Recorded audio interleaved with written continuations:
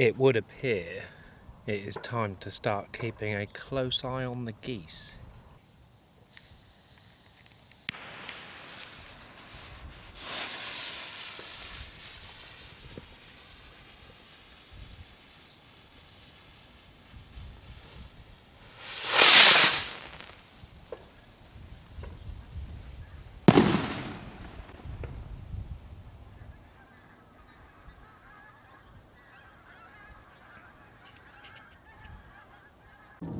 So what we've got here, geese landing on this field of wheat which was drilled after sugar beet. Basically, the geese find the land the sugar beet was on, and they just like to eat what's left over. So a little bit of sugar beet there, still on show. Doesn't really matter what you do to the land either. If you plough it, you tend to get bits of sugar beet root that snapped off during the harvesting process showing, so they'll find them. You can't completely bury everything if you don't plough it like this. There's obviously bits of beet and tops. Either way, they tend to just find the land, and the more you get on there, the more damage they can do. So just try and keep them scared off with these bangers. They can graze the wheat a little bit sometimes, and it's still nice and dry at the minute, but if you get a wet year and you can get hundreds or thousands of geese on the crop at the same time, really make quite a mess paddling the crop down, and it just causes it a bit of unnecessary stress and destruction that the crop then has to get over. And also you don't have to stare at it all winter, and it doesn't look very good. It does tend to recover fully though. Anyway, just scared them off there, scared them off another field a little while ago this morning. So we'll just keep our eyes peeled on these ex-sugar beet fields. A little bit of black grass coming through in this field, but the chemical certainly seems to have got hold of it.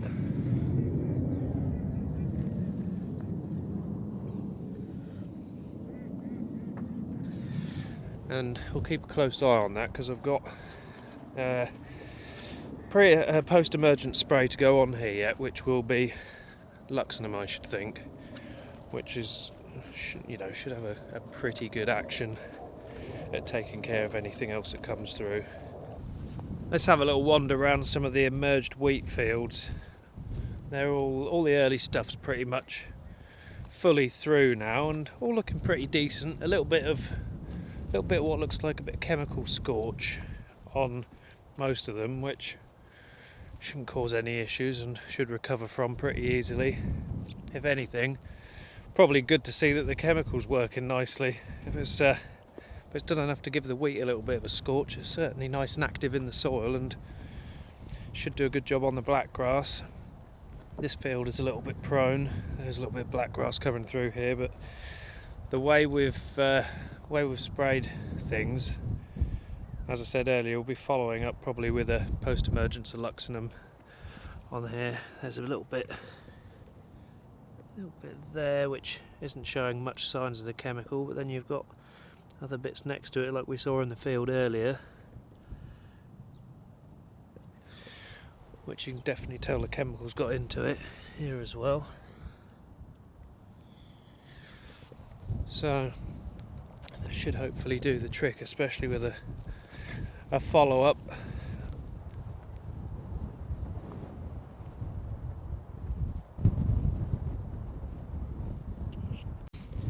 Still got the odd plant just pushing through.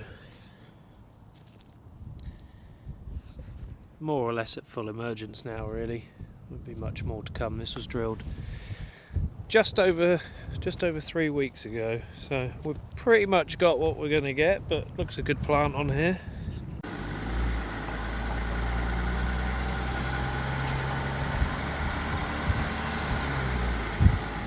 Looks like we've got some more geese on this ex-beet field. One I scared off this morning before I did the field behind my house earlier in the video. Should be able to just get these sorted without firing any rockets. Got a track up the side of the field.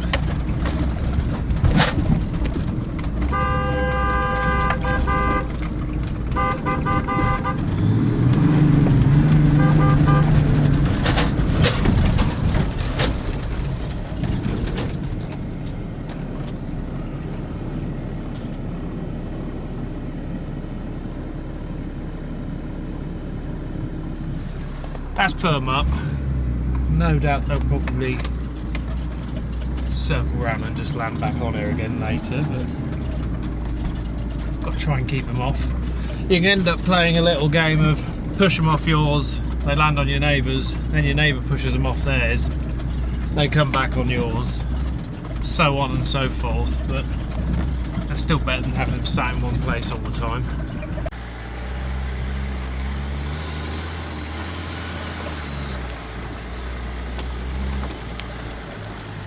More bloomin' hair courser tracks. There they go, they're heading straight back over to the yard we just came from, so keep an eye on them. Hopefully they'll go to the other side of the river and not get back straight back down into that field behind my house. Good looking plant through on both of these fields here though. We've got this one across the dike.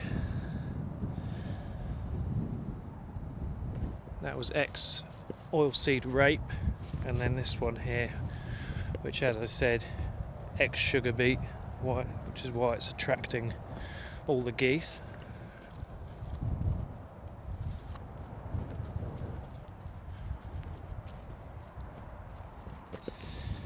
Again, bit of yellowing, but hopefully it'll just grow away from that. Haven't really got any other options, has it? Still getting the odd stragglers just about to poke through. There again, more or less all there. These crops are all drilled within a handful of days of each other, so they've all more or less been in the ground 3 weeks, give or take. Still haven't got much of a pond at the minute. You'll have seen several videos back we were doing some work in here to remove some overgrowth and what have you. We've got a slightly bigger dirty puddle than we had a handful of weeks ago, but still really lacking in water in there.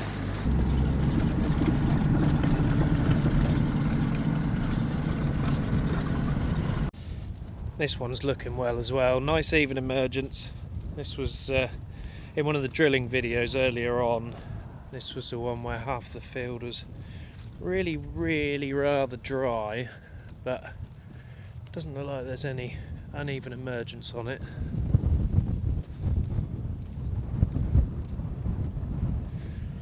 Again, another one with a little bit of a chemical scorching, but not too bad at all really. It's following vining peas, and before that it was spring barley, so not expecting it to be too much of an issue with blackgrass, but historically it has been a bad one, hence the 2 spring crops on the bounce. And hopefully, being after vining peas, we'll get a rather nice first wheat from it, fingers crossed. A little bit of patchiness here, just where it's obviously sat a bit drier, but the plants are more or less there.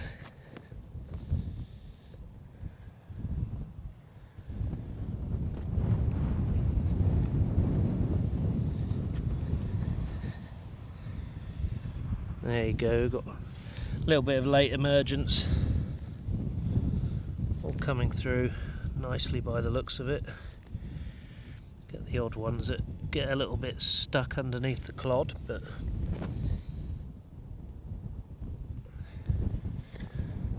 certainly doesn't look to be too much. It looks like that anyway, so nothing's going to cause an issue.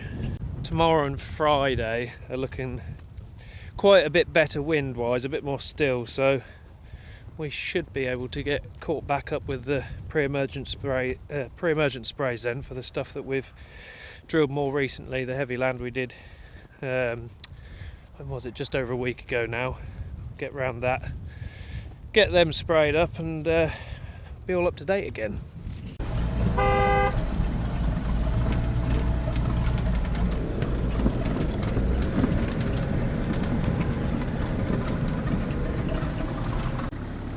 This is a bit we finished up on the other day. Thought I'd just come and have a quick look, see what the crow situation was like, because it can be a bit of a hot spot for them down here. It's quite easy land for them to peck into, and as you probably remember from when I was drilling it, you can struggle to get an even depth just because the land's so soft. You can get it tend to be a bit shallow in the wheelings, but there is a handful of crows on here, but not any amount to really worry about. So we'll keep checking on here, I think, every few days. Keep an eye on that. There's certainly some footprints about here.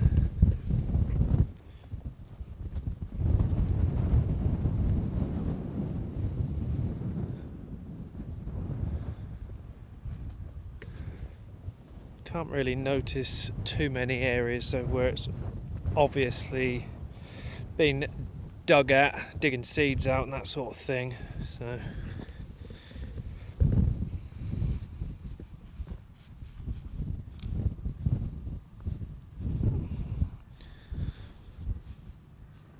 oh, there's some. About to say we're not going to need to worry about there because there's nothing in there, but we've found it. Yeah, it's got a little chit on it. More garbage dumped, so that's nice, isn't it? Yep. Someone obviously didn't like their boots. So that looks like a fishing net. Oh, lovely. Unbelievable. Old chair. Cool. The geese are straight back on that field again. Can't have been an hour ago, I scared them off.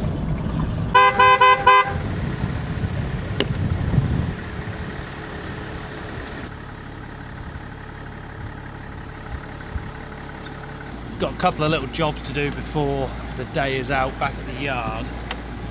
Little bit of wheat left in the lorry trailer from when we had a bit more seed dressed up the other day, so I want to get that tipped into the pit and put onto the heap in the store.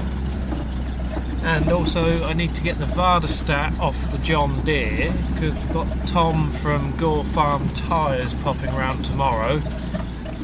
He's going to take the back wheels off, so I've ordered some new front wheels and tyres with him because the size that we've got on the front is nearly obsolete. Only Trelleborg make them now in a 600, and I want to go a bit wider to match up a bit better to the back tyres, which I went from 850 to 900 on last time we changed them.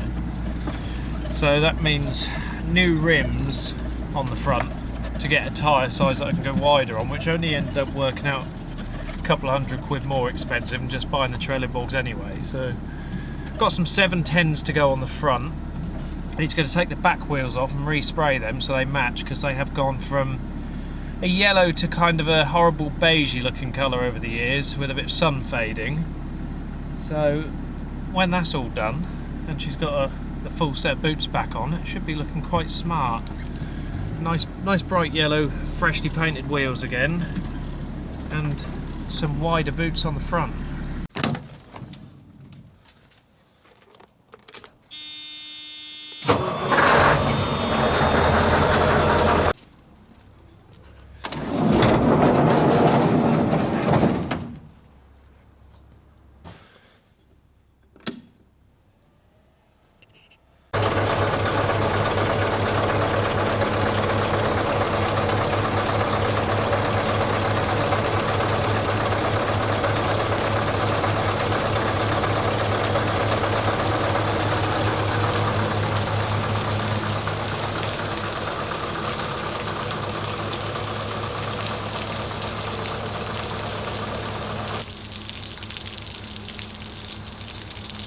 There's one of the reasons I wanted to get that sorted out sooner rather than later, because I knew we had a little bit of water sat on that sheet, and that does not do the sheets any good, especially not if it builds up a lot.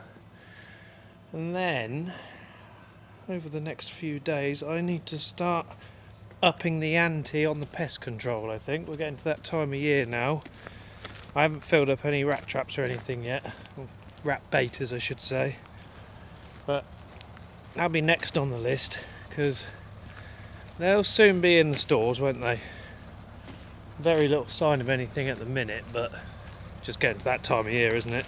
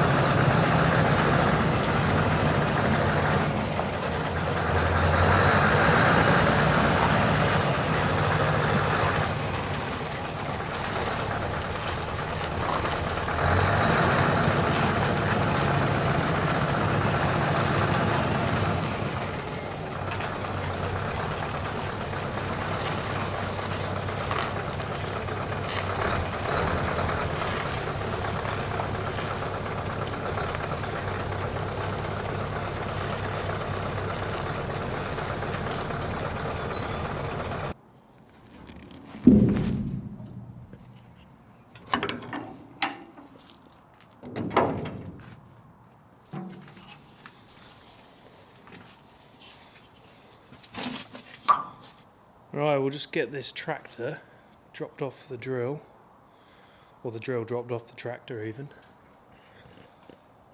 and then I think we'll call it an afternoon.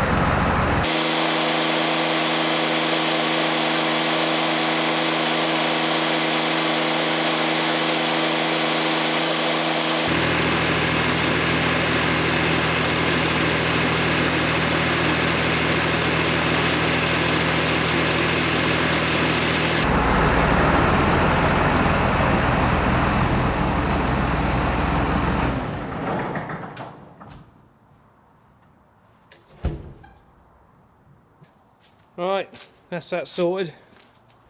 See you in the morning. Had a little bit of a morning of running errands today. Just gonna have a quick look around these ex-beet fields again where we've had the geese. Double check they're not on here. They were on here again this morning. Got them up and away. I've got my little pea shooter with me today. Nice little single barrel 410, which is handy for this job because as you can see it folds in half, so it's not very awkward. So it's quite easy to pull down the side of a field and just put a shot over the geese with it. Nothing on here at the minute, and the other field was alright, so I can see that right behind my house. And the two we finished drilling the other day, it's dry. If they're on there, they're not going to be paddling or causing an issue, so I won't bother running over there to have a look until I think the wheat's about to start coming through or it turns wet. Anyway, we've had Tom in from Gore Farm Tyres this morning, and as I was explaining earlier in the video, he's come and taken the back wheels off the John Deere. So it is now stood here on a pretty interesting contraption actually. It's one of those jacks essentially that works off of the rear arms of the tractor. So I can move the tractor whilst the back wheels are off it on there safely, and also whilst we've got the wheels off, I think I'm going to use that as a very good opportunity to have a good wash under here. Before any of that, I've got a bit of seed I need to tidy up on the floor here. Dumped out of the drill when we were changing varieties. Get that in there out the way. Clear all these bags up, and I've got somewhere to pull the tractor in under cover.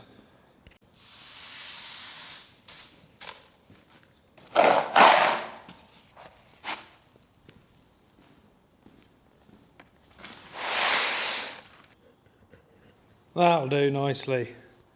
Let's get this thing backed out the way so I can get in and out of here with the telehandler.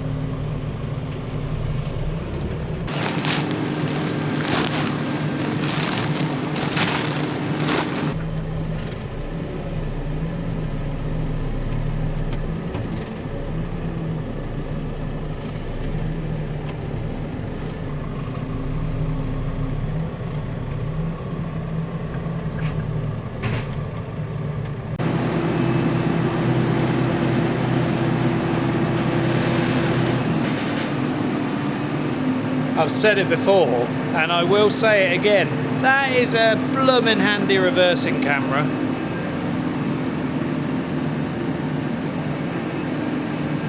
Just the job when you got no one to see you back.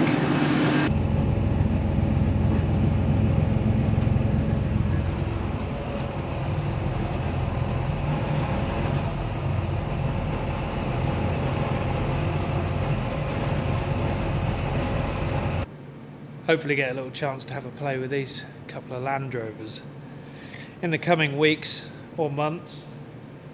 Got this Series 3 which we've had on the farm since brand new, 3.5 litre V8 in it. And then we've got this old girl here, a 1984 Range Rover Classic, 3.5 litre. That is ready to be on the road as a historic vehicle. Look at this.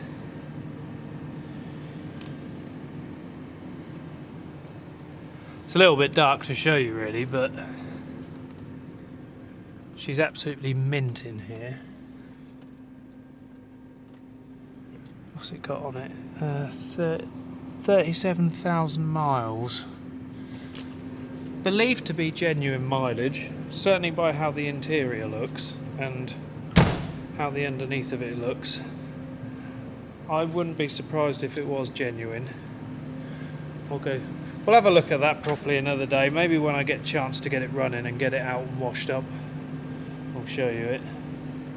She's just looking a little bit sorry for herself at the minute, all covered in dust. Anyway, get out of this shed without tripping over anything.